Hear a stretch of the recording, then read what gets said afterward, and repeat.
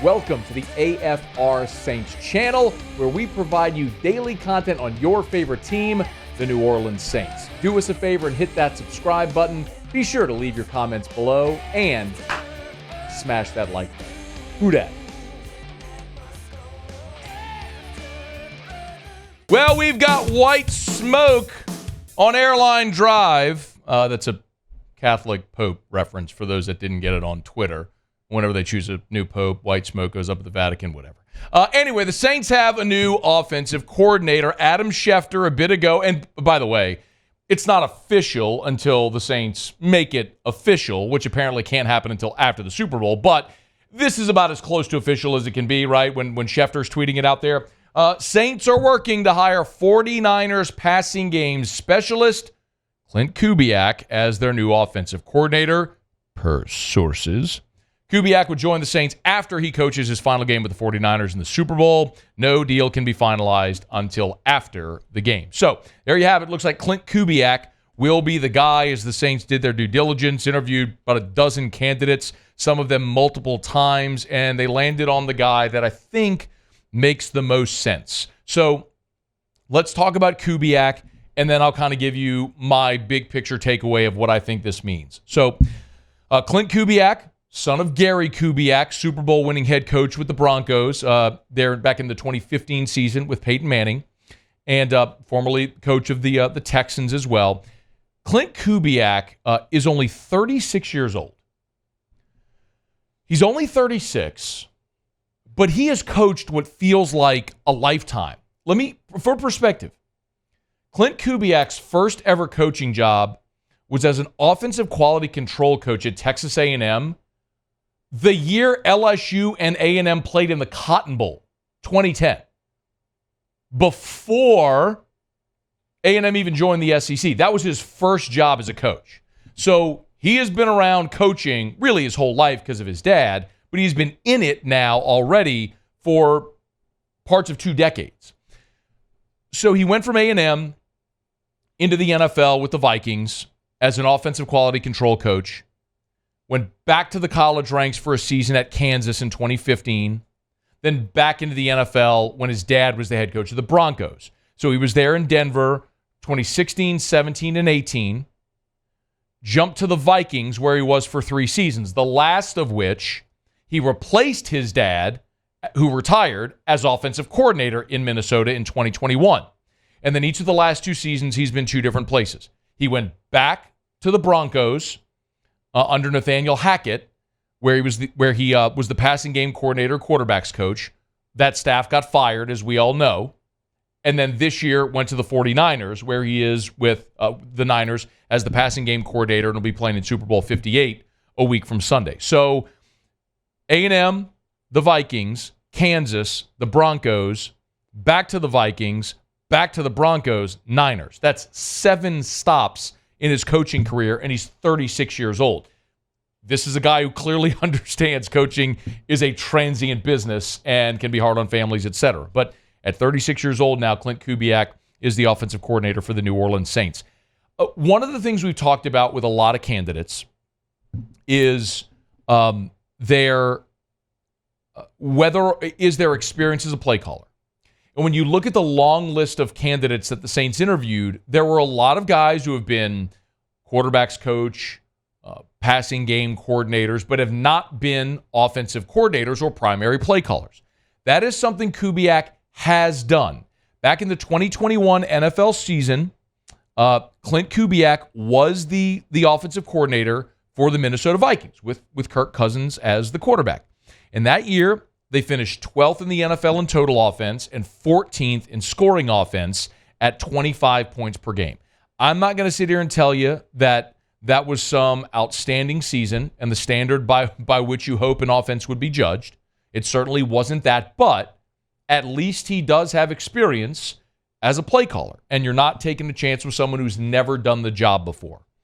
The other part of this that clearly you like is the proximity with the Shanahan coaching tree.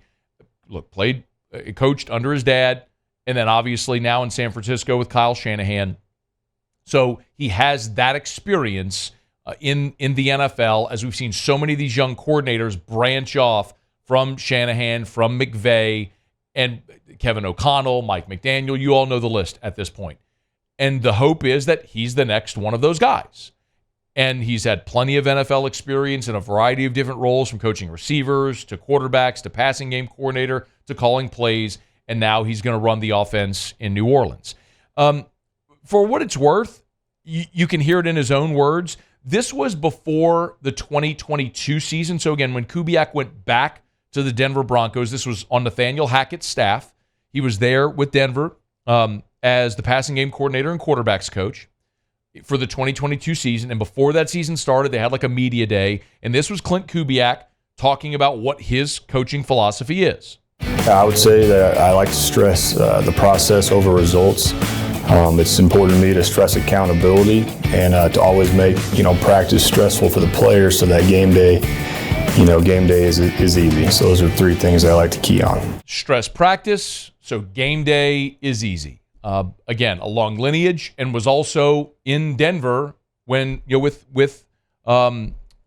as Peyton Manning was on his way out. I guess that was the year after the 2015 season. Whenever Denver won the Super Bowl, he was actually with Kansas that season, but followed there in 2016 there with his dad.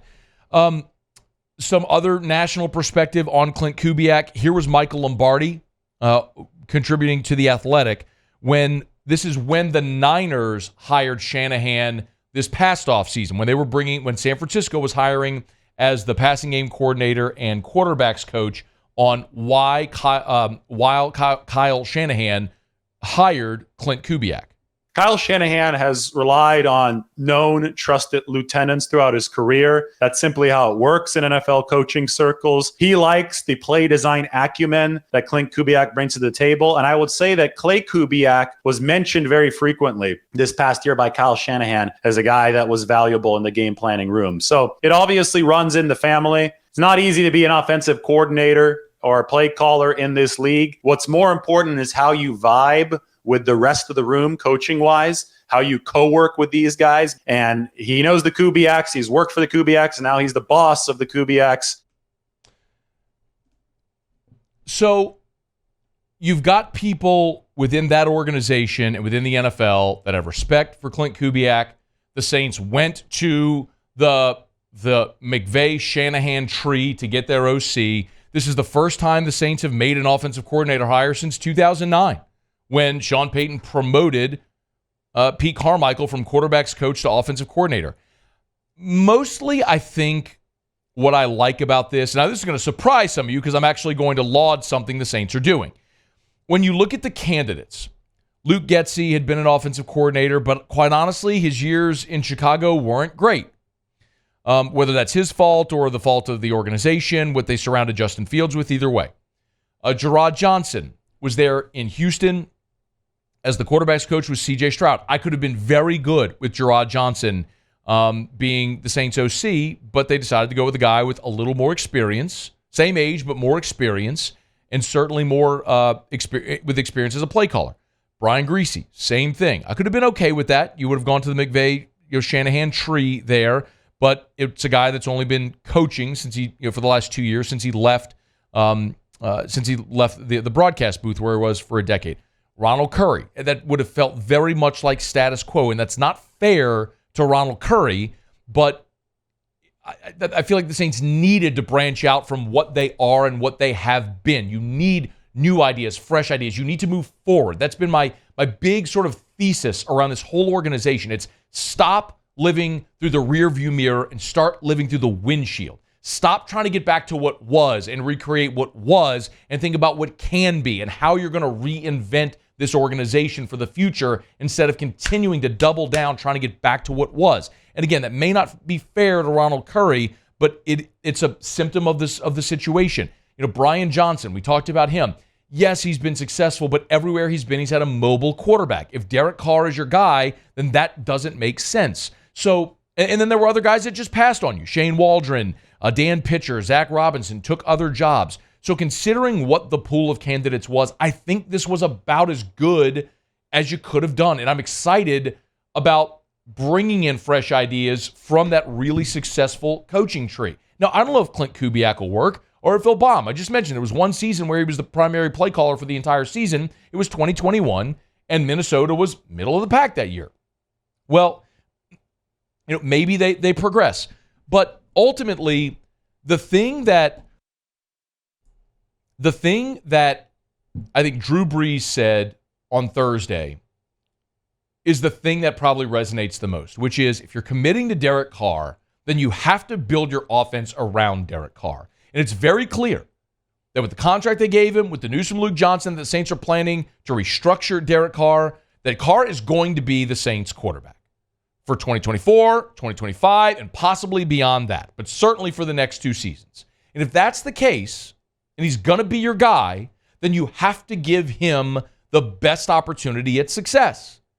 And that's not hiring an offensive coordinator with a different stylistic philosophy. That's not necessarily hiring someone with no experience who's learning on the job.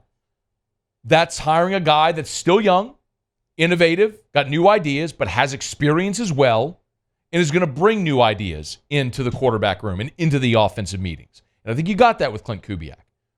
But Klint Kubiak, or whoever the offensive coordinator would have been, is only a piece of the puzzle. It's not the whole puzzle for New Orleans. Because the reality is, the left side of your line is a mess. Michael Thomas, I don't even know if he's going to be back next year. So do you really have anything behind Olave and Shaheed at receiver? Let's be honest. Alvin Kamara isn't now what he was early in his career. We hope Kendre Miller's good. Jamal Williams was a major disappointment this year. Foster Moreau, Juwan Johnson, you got a fraction of the production out of the tight end spot you thought you would. Your whole offense needs a rebirth and to be rebuilt. You need better players at literally every position on the field offensively.